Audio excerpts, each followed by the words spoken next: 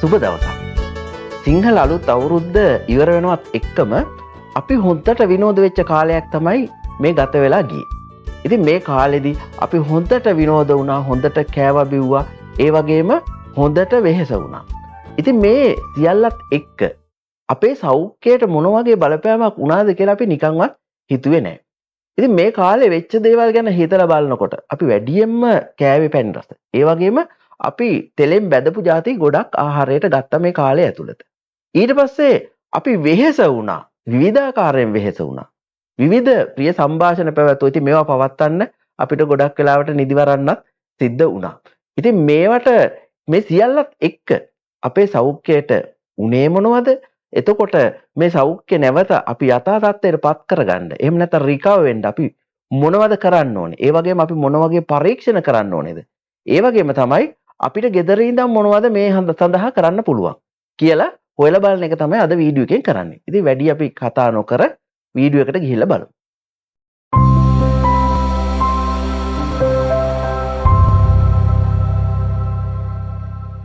ඉතින් මේ කාලේ ඇතුළත අපි හොඳ රසවත් දේවල් ආහාරයට ගත්තා. ඉතින් මේ අතර වැඩියෙන්ම තියෙන පැන් රස කෑම. ගොඩක් වෙලාවට මේ සිංහල අලුත් අවුරුද්දට විශේෂිත වූ පැන් රස ආහාර වැඩිපුර ගත්තා. ඒ වගේම තමයි ආහාර ගන්න ප්‍රමාණයත් අපි වැඩි කරා. ඉතින් මේ සියලු හේතු හින්දා ඔබේ රුධිරයේ සීනි ප්‍රමාණය ඉහළ යන්න පුළුවන්. ඉතින් මේ රුධිරයේ සීනි ප්‍රමාණය ඉහළ යන එක අපේ සෞඛ්‍යයට ලොකු ගැටලුවක් වෙන්න ඉඩ තියෙනවා. ඉතින් ඒ වගේම ඔබ හොඳටම දන්නවා ඇති තෙල් සහිත ආහාර. දැන් අපි අවුරුද්දට හදන කෑම බීම ගැන හදපුවාම උගත් දේවල් පැණි රස දේවල් පවා තෙලෙන් බැදලා තමයි ගත්තේ. ඒ වගේම මස් මාළු ගත්තත් අපි තෙලෙන් බැදලා ආහාරයට ගන්න හරි කැමතියි. ඉතින් මේ තෙල් ಜಾති පිටි සීනි දෙකෙන්ම ඔබේ කොලෙස්ටරෝල් ප්‍රමාණය ඉහළ යන්න පුළුවන්. ඉතින් මේ දෙක ඉහළ යනකොට ඔබේ රුධිර පීඩනය, හෘද රෝග වලට මේ සියල්ලට තියෙන මග ඊටමත් ඉහළ මට්ටමක පවතිනවා. ඉතින් මේ සියල්ල එක ගත්තාම අපි ඊළඟට කතා කරනවා තවත් ආහාර රටාවක් ගැන. ගොඩක් වෙලාවට මේ අච්චාරු වගේ අපි විනාකිරි වැනි අම්ල යොදාගත් ආහාර වලටත් මේ කාලේ පුරුදු වෙලා තියෙනවා. ඉතින් මේවත් අපිට බලපාන්න පුළුවන් ગેස්ට්‍රයිටිස් වගේ විවිධ ආහාර රමය තෙල් මිරිස් දෙකම තියෙනවානේ. ඒ සියල්ලත් එක්ක ગેස්ට්‍රයිටිස් වගේ දේවල් අපිට හැදෙන්න පුළුවන්. ඊළඟට ඔබ හොඳින් කල්පනා කරන්න ඕනේ මේ කාලය ඇතුළත අපි ගත කරේ කොහොමද? ඉතාමත් කාර්යබහුලයි. ඉතාමත් කාර්යබහුලයි කියන්නේ ගොඩක් වෙලාවට කය වෙහෙසීම නෙමෙයි වැඩ වැඩි. ගොඩක් අපිට වැඩ වැඩි. අපිට වගකීම් වැඩි, යුතුයකම් වැඩි. ඒ වගේම ගොඩක් වෙහෙසකාරී දේවල් අපි කාලය ගත කරන දේවල් කරන්න සිද්ධ වෙනවා. ඒ වගේම එකතැන වාඩි වෙලා ඉන්න එකත් ගොඩක් වෙලාවට වැඩි වෙනවා. එතකොට මේ රටාව අපි සාමාන්‍යයෙන් ක්‍රියාකාරීව ගත කරන කාලය එකතැන වාඩි වෙලා ඒ වගේම ක්‍රියාකාරී නැතුව කරන දේවල් වලට යොමු වෙන ප්‍රමාණය වැඩි වෙනවා. ඉතින් මේවත් එක්ක මේ ආයෙත් කොලෙස්ටරෝල් සීනි මේවා වැඩි වෙන එකට බලපානවා. අධික රුධිර පීඩනය වැඩි වීමටත් බලපානවා. ඒ වගේම තමයි මානසික ආතතිය වැඩි වෙන්නත් මේක ගොඩක් දුරට බලපානවා. ඉතින් මානසික ආතතිය වැඩි වෙන්න මේක බලපානවා කියලා කියනකොට තව ප්‍රශ්නයක් තියෙනවා. මේ සියල්ල කරන්න මුදල් ඕනේ. අපේ අතේ තිබුණු මුදල් ගොඩක් වෙලාවට වැය වෙලා වැඩි. යුතුයකම් ඉෂ්ට කරන්න, තෑගි භෝග දෙන්න, ආහාර රටාව අපි හොඳ ආහාර වේල් නෑදෑයින්ට දෙන්න, මේ සියල්ලට අපේ මුදල් පසුම්බියට තමයි මේක ගොඩක් බලපාන්නේ. ඉතින් මුදල් අපේ ඉවර වෙනකොටත් අපි මේ කාලෙදි මානසික ආතතියට ලක් වෙන්න තියෙන ඉඩ ගොඩක් වැඩි. ඉතින් මේ ඔක්කොම හින්දා අපේ ශරීරයේ සීනි ප්‍රමාණය අධික රුධිරයේ සීනි ප්‍රමාණය වැඩි වෙන්න පුළුවන්. අධික රුධිර පීඩනය වැඩි වෙන්න පුළුවන්. ඒ වගේම කොලෙස්ටරෝල් ප්‍රමාණය වැඩි වෙන්න පුළුවන්. විශේෂයෙන්ම ඔබේ මානසික මට්ටම වෙනස් වෙන්න පුළුවන්. ඒක මේ අඩු වෙන්න පුළුවන්. හොඳ තත්ත්වයේ පවතින විදියක් නැහැ. ඉතින් මේ නිසා අපි මොකද්ද කරන්න ඕනේ? විශේෂයෙන්ම මේ කාලෙදී අපි විවිධ පරීක්ෂණ ටිකක් කරගන්න සිද්ධ වෙනවා. මොකද අපි මේ කාලේ ඉවර වෙනකොට අපේ රුධිරයේ සීනි ප්‍රමාණය මැනගත්තොත් ඒක ගොඩක් වටිනවා. ඒ වගේම තමයි ඔබට පුළුවන් ඔබේ රුධිර පීඩනය වෛද්‍යවරයෙක් ළඟට ගිහිල්ලා රුධිර පීඩනය මැනගන්න. යහපත් තත්ත්වයේ පවතිනවද නැත්නම් වෙනස් වෙලාද කියලා. ඊට පස්සේ අනිත් එක තමයි ඔබේ කොලෙස්ටරෝල් ප්‍රමාණය. ඒක අර ලිපිඩ් ප්‍රොෆයිල් කියලා සම්පූර්ණ මේද ගැන පරීක්ෂණයක් ඔබට කරගන්න පුළුවන් ඉතින් මේ වගේ පරීක්ෂණ මේවා සරල පරීක්ෂණ අපි සාමාන්‍යයෙන් මාස 6කට සැරයක් වගේ කරගන්න පරීක්ෂණ මේවා කරලා ඔබ හිටපු මට්ටමින් රෝගී තත්ත්වයට පත් වෙලාද කියලා බලන්න පුළුවන්. ඒ වගේම තමයි ඔබට ඔබේ මානසික තත්ත්වය මොන මට්ටමේ තියෙනවද කියලා බලන්න සිද්ධ වෙනවා. ඒ ගැනත් ඔබට වෛද්‍යවරයෙක් හෝ එහෙම නැත්නම් තව ඒ හා සමාන ඒකට අදාළ වෘත්තිකයින් ඉන්නවා සයිකොලොජිස්ට් කෙනෙක් වගේ. ඒ වගේ අය හම්බ වෙලා ඔබේ මානසික මට්ටම ගැනත් යම්කිසි අවබෝධයක් ලබා ගන්න එක ගොඩක් වටිනවා. ඉතින් මේ වගේ පරීක්ෂණ විතරක් කරලා බෑ නේද? මොකද අපි යම් දේවල් කරන්න ඕනේ නැවත යථා තත්ත්වයටපත් වෙන්න. ඒ කියන්නේ රිකවර් වෙන්න. මොනවද අපිට gedara ඉඳන්ම කරන්න පුළුවන් දේවල්?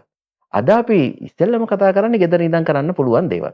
ඉතින් ඔබේ රුධිර මට්ටම වෙනස් වෙලා නම් ඔබේ ආහාර රටාව රුධිරයේ සීන ප්‍රමාණය මේ කොලෙස්ටරෝල් මේවා පාලනය කරගන්න ඔබේ ආහාර රටාව වෙනස් කරන්න සිද්ධ වෙනවා. ඉතින් මේ ආහාර රටාවට ඔබට එකතු කරගන්න පුළුවන් දේවල් තියෙනවා. දැන් ගොඩක් වෙලාවට මේ gedara තියෙන කොත්තමල්ලි. ඉතින් මේ කොත්තමල්ලි වගේ දෙයක් උදේට අරගෙන තම්බලා උණුවෙන් පානය කරන එක ගොඩක් ඔබේ ශරීර සෞඛ්‍යය වර්ධනය කරන්න ගොඩක් වෙලාවට බලපානවා. ඒ වගේම තමයි ඔබ දන්නවා මේ උණු වතුරට ලෙමන් ටිකක් දාලා බොන එක කොලෙස්ටරෝල් අඩු කරගන්න, ඒ වගේම අධික රුධිර පීඩනයට, ඒ වගේම සීනි මට්ටම අඩු කරගන්න බොහොම හොඳයි උදේම මේ වගේ දෙයක් ගන්න පුළුවන් නම් ગેස්ට්‍රයිටිස් නැති කෙනෙකුට. ඊට පස්සේ අනිත් එක තමයි මේ තැඹිලි වතුර. තැඹිලි වතුර කියන්නේ හරි වටින දෙයක්.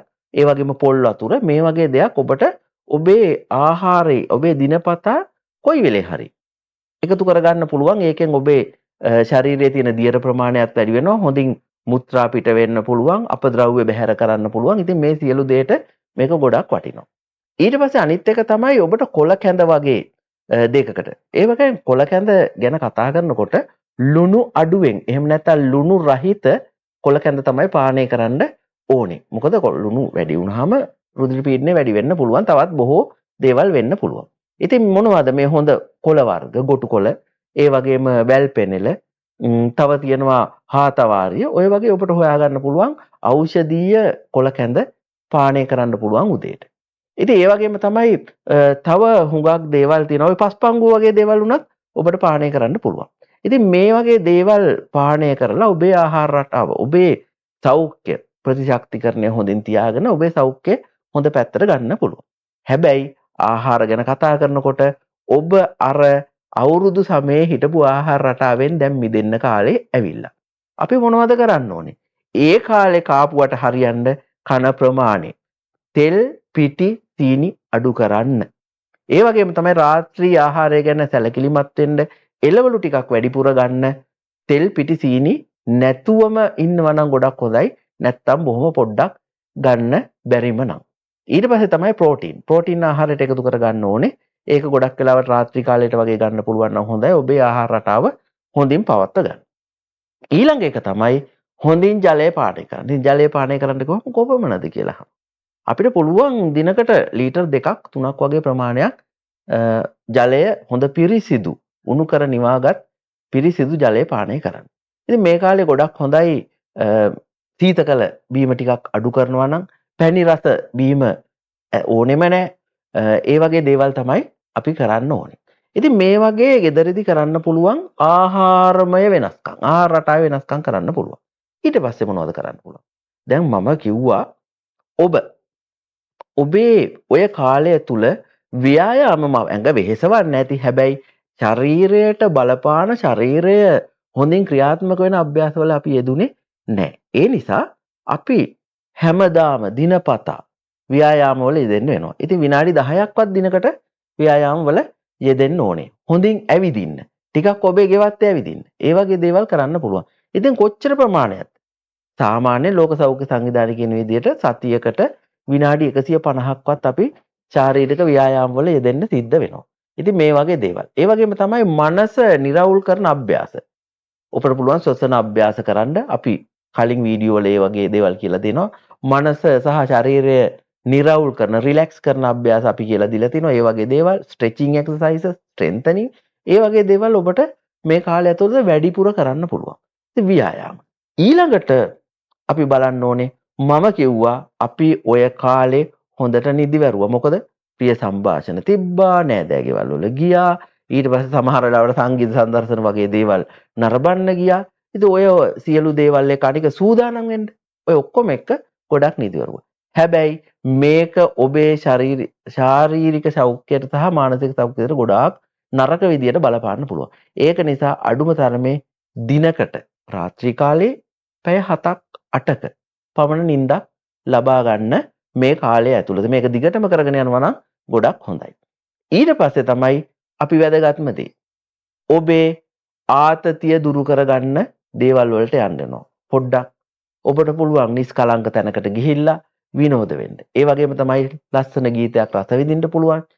සෞන්දර්යාත්මක දේවල් නරඹන්න පුළුවන්. පවුලේත් එක්ක විනෝදෙන් ඉන්න පුළුවන්. ඔය වගේ දේවල් කරලා මානසික ආතතිය පුළුවන් තරම් ඉවත් කරගන්න.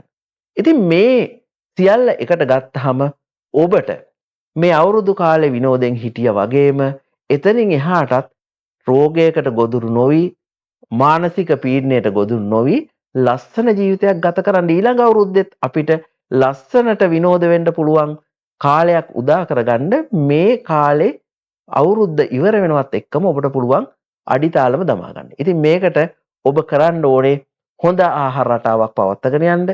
ඒ වගේම ගෙදරදි කරන්න පුළුවන් ආහාර වර්ග, බීම වර්ග ඔබ ඖෂධීය දේවල් පානය කරන්න පටන් ගන්න.